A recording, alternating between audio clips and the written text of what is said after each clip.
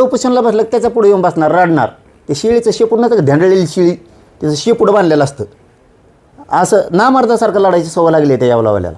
उपोषणला कोणी बसलं की पुढं आणून बसायचे, कुणी मोर्चा काढायला की आपण काढायचा, कुणी मुंबईला चाललं की आम्ही तुमच्या मागं यायलो म्हणायचं. ते शिंगरं चालत आहेत बघा मागं. तसं खेळ आहे यांचा. अरे तुम्ही लढा ना, तुम्ही मागा ना. असं दुसऱ्याला दिलं, महाजीतील दिलं की आम्हाला द्या, सारथीला दिलं आम्हाला द्या. ही असलं कोणतं रडकं आहे तुम्ही. ही याची जी घाण सवय आहे ना, ही गोरगरीब ओबीसीच्या मुळावर आली. आम्ही म्हणलो की महाजीतील देऊ नका, दाखवा एखादा शब्द. आम्ही म्हणलं की ओबीसी महामंडळाला देऊ नका, एका शब्द दाखवा. नुसतं सारथीला दिलं, तुला एवढं का पोट दुखायला लागलं? तुला घेणं काय घ्यायचं ती? आणि तुमच्यासारखे जातीवादी नाहीत ना आम्ही.